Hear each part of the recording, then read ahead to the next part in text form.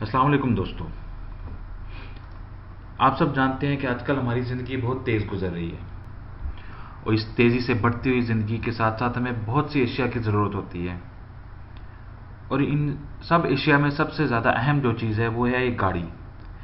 और हमारे पाकिस्तान में गाड़ी की कीमतें बिला शौबा बहुत ज़्यादा हैं, जो कि आसमान को छूती हुई हैं। और एक नॉर्मल इंसान जो है वो गाड़ी लेने के लिए 1000 दफ़ा पहले सोचता है। तो आज की इस वीडियो में मैं आपको बताऊंगा कि हम आसानी से एक गाड़ी कैसे ले सकते हैं। गाड़ी लेने के लिए हमें बैंकुल इस्लामी से रुजू करना पड़ेगा और बैंकुल इस्लामी का कहना है कि वो बग़ैर किसी सूद के हमें न्यू और यूज़ गाड़ियाँ फराहम कर रहा है, जिस पर कई मुफ्ती साहबान ने भी फतवा जारी किया है कि बैंकुल इस्लामी बग़ैर सूद के आपको लोन और आपको गाड़ी फराहम करेगा। तो इस वीडियो में मैं आपको बताऊंगा कि हम बैंकुल इस्लामी से कैसे गाड़ी के लिए या किसी घर के लिए लोन अप्लाई कर सकते हैं। बहुत आसान सा तरीका है, वीडियो को पूरा देखिएगा और स्टेप बाय स्टेप इसको फॉलो अप कीजिएगा। मैं इस वीडियो में आपको एक एक चीज़ की सारी डिटेल में बताऊंगा। तो दोस्तों, वीडियो शुरू करने से पहले जो दोस्त नए मेरे इस चैनल पर हैं, तमाम दोस्तों से रिक्वेस्ट है कि मेरे चैनल को लाइक और सब्सक्राइब जरूर कीजिएगा, ताकि आइंदा आने वाली कोई भी नई वीडियो जो है वो आपको बर वक्त मिल सके।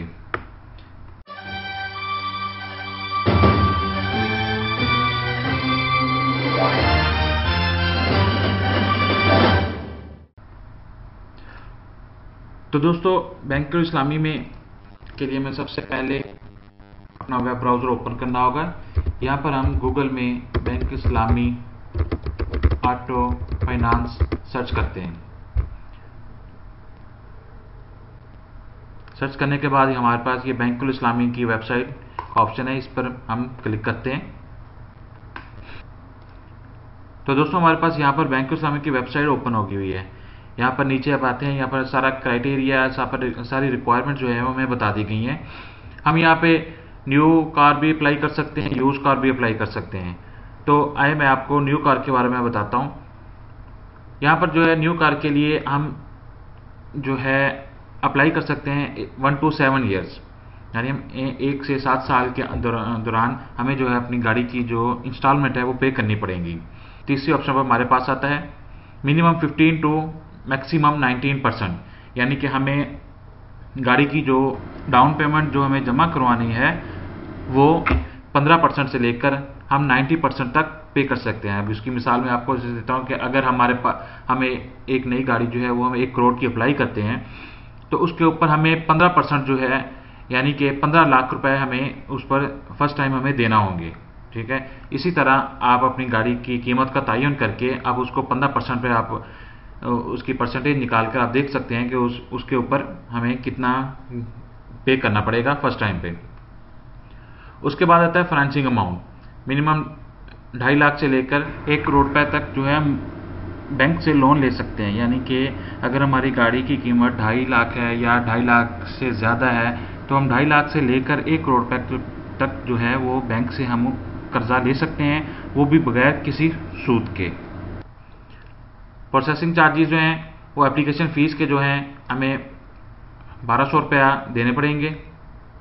उसके बाद जो हमारी डॉक्यूमेंटेशन फ़ीस जो है, अगर हम 1 मिलियन यानी कि 10 लाख रुपए की हम गाड़ी लेते हैं तो हमें उसके ऊपर 6300 रुपया हमें देना होगा। अगर हम 10 मिलियन की गाड़ी लेते हैं, यानी कि हम 1 करोड़ की गाड़ी लेते हैं, तो उसके ऊपर भी हमारी जो एप्लीकेशन चार्जेस हैं वो भी हमारे 6300 रुपये हैं। उसके बाद अगर हम 10 मिलियन से लेकर 50 मिलियन तक, यानी अगर हम 1 करोड़ से लेकर 5 करोड़ तक हम गाड़ी की कीमत यानी उसकी है, अगर हम वो गाड़ी परचेज करते हैं तो उसके ऊपर हमें 15,600 रुपया हमें उसकी एप्लीकेशन की फ़ीस जमा करवानी होगी। ट्रैक्टर इंस्टॉलेशन इसमें लाजमी है और उसके चार्जेस जो हैं वो भी इसमें अप्लाई हो जाएंगे। तकाफुल की यानी कि हमारी जो इंश्योरेंस है उसकी जो रेंज है वो 1.85% से 2.85% तक है। उसके बाद इसके हमारे पास जो एलिजिबिलिटी क्राइटेरिया है वो ये है कि सिटीज़न लाजमी पाकिस्तानी होना चाहिए। इनकम जो है वो मिनिमम 40,000 से लेकर 50,000 तक माहाना सैलरी होनी चाहिए, यानी कि उसके अकाउंट में ये सैलरी आती हो कंपनी की तरफ से। सैलरीज के लिए, सैलरीज पर्सन के लिए जो है वो है कि कम से कम जो एज है वो 21 ईयर की होनी चाहिए जिस टाइम आप गाड़ी बुक करवा रहे हो, और जब हमारा इंस्टॉलमेंट कंप्लीट हो जाए तो हमारी एज जो है वो कम से कम ज़्यादा से ज़्यादा 60 साल होना चाहिए। बिजनेसमैन और सेल्फ एम्प्लॉय भी इसमें अप्लाई कर सकते हैं, उनके लिए भी सेम वही चीज़ है कि अप्लाई के टाइम जो है वो 21 साल की उम्र होनी चाहिए, और जब वो कंप्लीट हो जाए तो एज ज़्यादा से ज़्यादा 65 साल होनी चाहिए। डॉक्यूमेंटेशन में अभी हम वो बता रहे हैं कि सैलरीज इंडिविजुअल, जो सैलरीज पर्सन है वो application form properly fill and sign by the customer, यानी कि हमें यहाँ पर जो एप्लीकेशन है वो प्रॉपरली फिल करनी होगी और अपने जो साइन वगैरह हैं उसके ऊपर लाजमी प्रॉपरली हमने क्लियर जो साइन करके वो एप्लीकेशन जमा करानी होगी। 6 माह की बैंक स्टेटमेंट चाहिए, ठीक है, with original sign and stamp के साथ, जो बैंक की साइन और स्टैम्प होगी। करंट सैलरी स्लिप चाहिए, जो आपकी कंपनी की तरफ से करंट सैलरी है उसकी सैलरी स्लिप डॉक्यूमेंट्स में लगेगी। सिग्नेचर स्पेसिफिक फॉर्म पर जो है वो आपके वो सिग्नेचर लेंगे। 1 ईयर एम्प्लॉयमेंट प्रूफ, आप जिस कंपनी में काम कर रहे हैं वो आप इसको इस बात का प्रूफ दें कि आपको 1 साल हो चुका है उस कंपनी में काम करते हुए। Clear and visible CNIC copy, आपकी जो आईडी कार्ड की कॉपी है वो क्लियर और साफ सुथरी होनी चाहिए।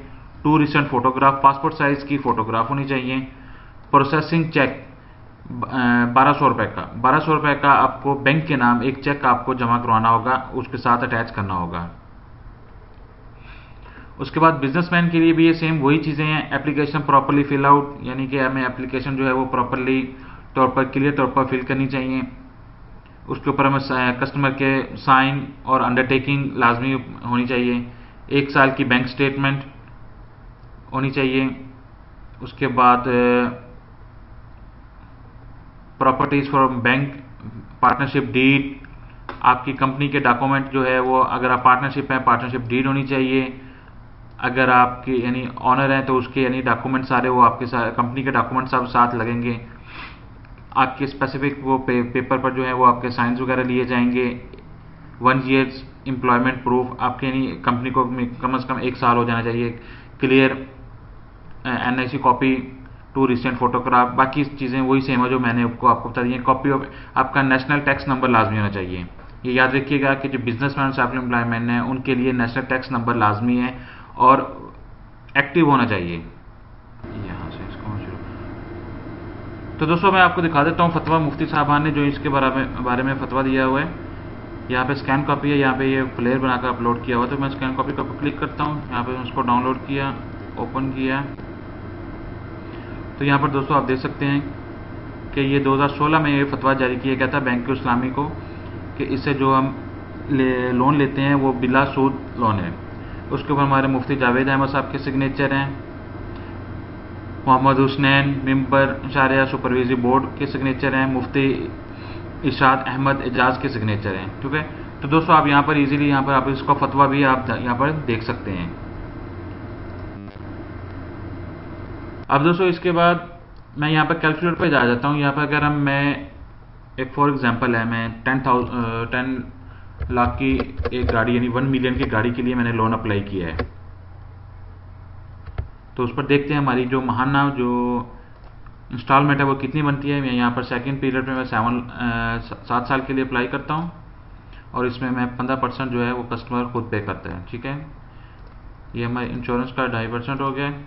मैं सैलरीज पर्सन हूँ, यहाँ पर मैं सबमिट पे करता हूँ। तो अगर 10 लाख की गाड़ी है, खाना जो है वो 19,029 रुपये जो है वो हमें पे करना पड़ेंगे। अब इसके लिए अप्लाई करने का तरीकाकार क्या है कि अप्लाई करने के लिए सबसे पहले हमें यहाँ पे अप्लाई नो पे आना पड़ेगा। यहाँ पे आप अपना नाम, जो भी आपका नाम है आप यहाँ पर फिल आउट करेंगे। उसके बाद अपना सेल नंबर +92 आगे जो भी आपका सेल नंबर है वो आपने यहाँ पर अप्लाई करना है।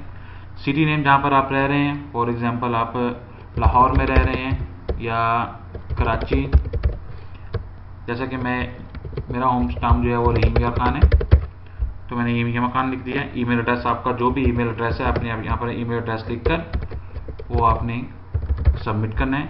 यहाँ पर आपने आपको बताना है कि आपको जो लोन है वो किस चीज़ के लिए चाहिए, गाड़ी के लिए चाहिए, घर के लिए चाहिए, जो भी है यहाँ पे आपने अपनी ऑप्शन जो है वो अपने सिलेक्ट कर लेनी है। उसके बाद आपने सबमिट के ऊपर अपने क्लिक कर देने। एप्लीकेशन सबमिट होने के बाद बैंक जो है वो आपको वर्किंग ड्यूरेशन के अंदर आपसे कांटेक्ट करेगा, आपके बिजनेस की या फिर आप अगर जॉब होल्डर हैं तो आपके जॉब की मुकम्मल तफसील बैंक लेगा और उसके बाद जो है वो आपका जो प्रोसेस है वो आगे बढ़ाएगा। तो दोस्तों उम्मीद करता हूँ कि आपको बैंक इस्लामी में एप्लीकेशन जमा करवाने का तरीका समझ आ गया होगा। अगर आपको मेरी वीडियो पसंद आई है तो बराए मेहरबानी इसको लाइक और सब्सक्राइब जरूर कर दीजिएगा।